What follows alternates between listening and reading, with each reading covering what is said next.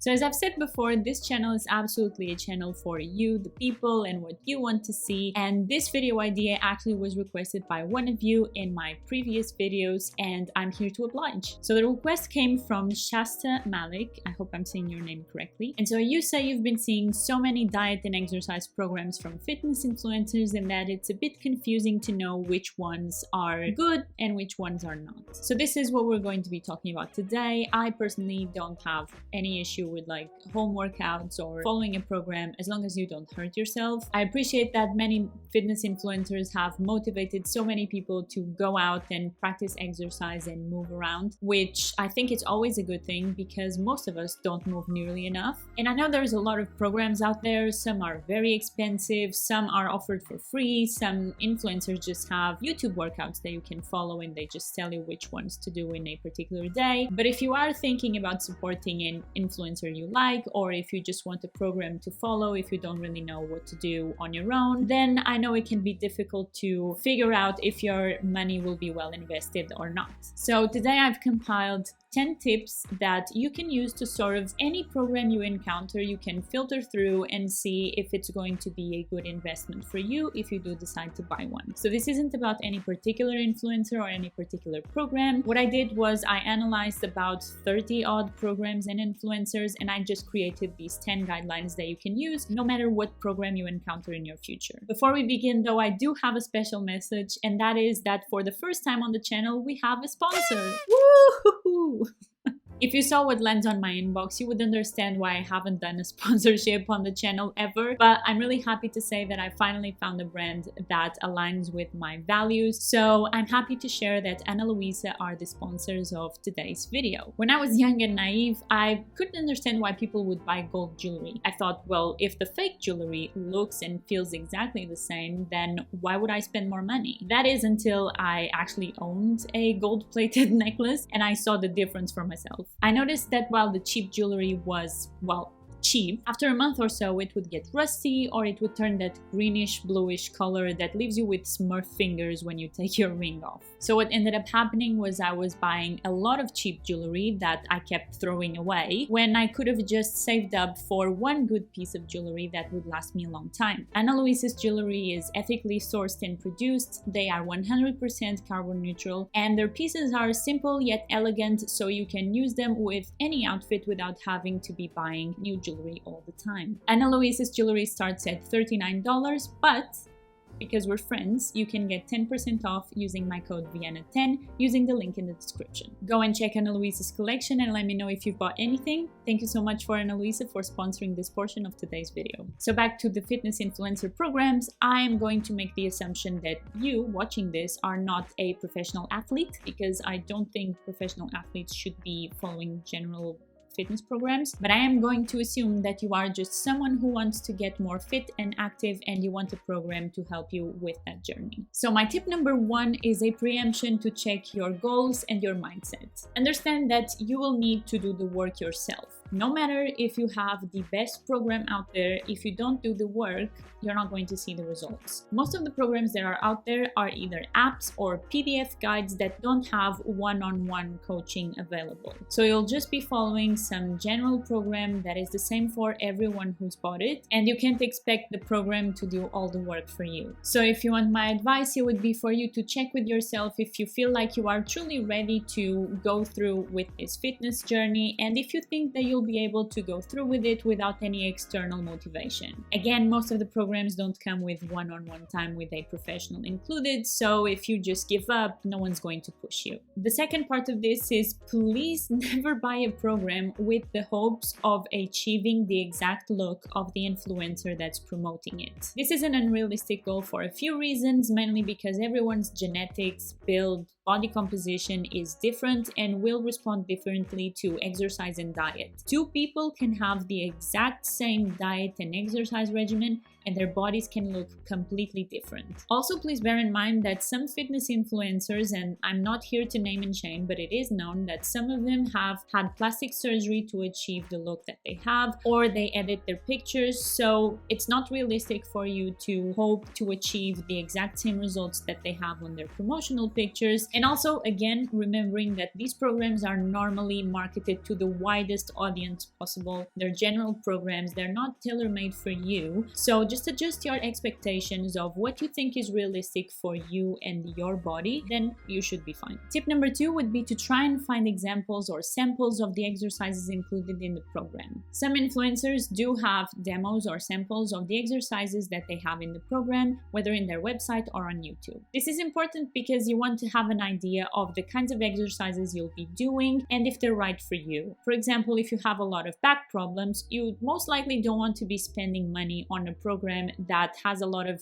exercises that can strain your back. I also noticed many of these programs state specifically that they are non-refundable, so you want to make sure you know what you're buying. Also, as a bonus to this tip, I want to make sure that you confirm that the fitness influencer or celebrity that's selling the program have qualifications themselves. This might sound like common sense, but you'd be shocked with the audacity of some people selling courses or programs at extortionate prices online that don't have any qualifications to do so. Tip number 3 is run away from any programs that include meal plans off the shelf that were not designed specifically for you. Registered dietitians are the only medical professionals allowed by their scope of practice to design a diet plan for an individual. This is because different people have different dietary needs based on sex, body composition, height, as well as when you're trying to lose weight or you're trying to gain muscle, your dietary needs will be different. And also, people with chronic illness, diabetes, hypertension, or any other illness that is affected by diet cannot follow the same generic meal plan as the general population. So if you see any plan that stipulates a specific number of calories per day to everyone who buys the plan,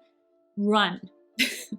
Run as fast as we can, and while you're running, you're doing better for your health than buying that program. Meal suggestions normally are included, and that's fine, as long as they don't stipulate that you have to adhere to a certain number of calories per day or that they mandate that you follow it specifically, then that's fine. And tip number 4 is sort of an extension of number 3, and that is running away from any meal plan that makes you cut out any food groups or restrict any macronutrient. Yes, to lose weight, it is easier to cut out high sugar, high processed foods, but if the program makes you restrict specifically any food or any food group for the duration of the program, it's more likely that it's going to be unsustainable. Because at the end of the day, what's more likely to happen when the program ends is you're going to reintroduce those foods back into your diet, and because you've been restricting them for a period of time, you're more likely to overcompensate by overeating and overindulging on those foods, and you're more likely to gain all the way back. Then the time, the effort, the money you spent on the program, it's just gone. Also, I know there's research out there talking about managing macronutrients and different portions and cutting out certain things, but to the average person, micronutrients and macronutrients refinement doesn't make the slightest difference. Those are the kind of things that can be tweaked if you are an athlete or a professional to get you to that 1% betterment in your performance, but those athletes and professionals are most likely being followed by a sports dietitian or other professionals, and they're not buying an internet program, I hope. So if you're just the average person trying to get fitter, just try to avoid any programs that get you to cut out foods or food groups from your diet completely. Tip number 5 is to avoid any programs that seem to be too intense or just generally unsustainable for you. If you can barely stick to a program for 4, 6, 8 weeks, it's very unlikely that you're going to continue your fitness journey beyond that period anyway. Don't get me wrong, in order to build a habit, it is very important to take the first step and start doing something, but try and avoid programs that require more time than you can realistically dedicate to fitness. Otherwise, be flexible. If you can't dedicate 6 days a week to do workouts like the program requires, try and do 3 to 4 workouts to begin with, and then increase as you get more comfortable. I think we always try to jump into a new fitness journey with everything we've got and we're going to do everything at once, but it's mentally easier to slowly increase the number of times you go to the gym or slowly increase the intensity or the time you spend at the gym than to decrease. Because if you decrease you feel demotivated. Just be content with a slower pace of progress initially, and it may help you keep that up longer and build a habit that lasts beyond the program's duration. Remember that unless your livelihood depends on fitness, that is if you are a professional, which you won't be buying these programs in that case anyway, fitness should be a part of your life. It shouldn't be the center focus of your life. Tip number 6, this is a more practical one, and that's if you buy a program that has a determined duration, it's always better to buy a program that gives you lifetime access. Some programs cut your access after the duration of the program is over. That means that your money is good for those 6 to 8 weeks and then it's just gone. Lifetime access programs allow you to reuse the program as you see fit. You might want to continuously do it over and over again, or you might just want to use it as a guide for your future workouts. In any way, these programs are normally not cheap, so you want to make sure that you get your money's worth for as long as you can. Tip number 7 is to run away from any programs that promise to spot reduce fat. Save your money right now and skip these.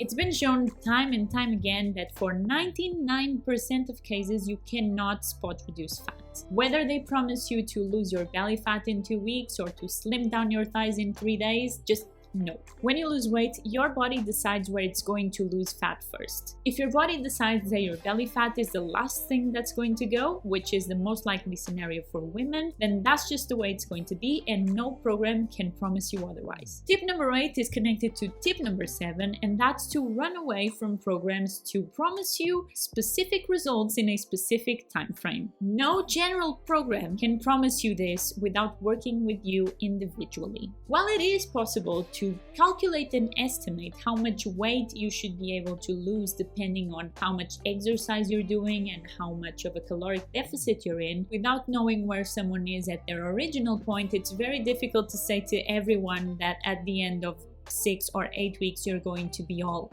at the same point. Tip number 9, another practical one, is to look for programs that have preferably demonstrations of the exercises in video. By this I mean while you're performing the exercises, whether you have an app or a PDF or whatever platform they provide you the program in, you have a video demo of how the exercise is being performed. Small details such as the angle at which your knees should be in relation to your ankles or where you should have your hips placed all affect the outcome of the movements you're performing and the force you're applying. In short, programs that only have images or drawings of the movements may accidentally mislead you into performing a movement incorrectly, which can lead to injuries or impaired progress. So before you buy a program, try to look for one that gives you a demonstration of how to perform the movements safely and correctly before you do them. And this is again why we want to make sure that the person providing you with the program has the right credentials, because injuries are one of the things they want to be avoiding when you're practicing exercise. And final tip number 10 is to look for programs that allow you to tailor the movements to your level of fitness. For example, if you're a complete beginner to working out, you definitely don't want a program that asks you to lift heavy weights from the beginning. So it's good to have the option to start from an easier standpoint, but it's also important for the program to allow you to then progress to intermediate and advanced levels. This is so that once you're comfortable with your beginner move, you then have the option to transition to the intermediate version of the move and then to the advanced version of the move. This gives you the opportunity to stretch your money even further because it allows you to continue to use the program as you progress and get better and fitter and stronger. If the program also offers swap exercises or alternative exercises for those with knee problems or back problems, I would also give them brownie points for that. And that is all the 10 tips. Apologies if I look very rosy, but it's really warm in here. I hope this is helpful. If you do decide to spend money on a fitness program, just make sure you keep these tips in mind so that you don't spend money on something that's not going to help you, or if it's just something that's going to stay on your laptop, because you do want to make sure that you're making good use of your money. Once again, thank you to Ana Luisa for being today's sponsor, and to you, thank you for watching, and I'll see you on the next one. Bye!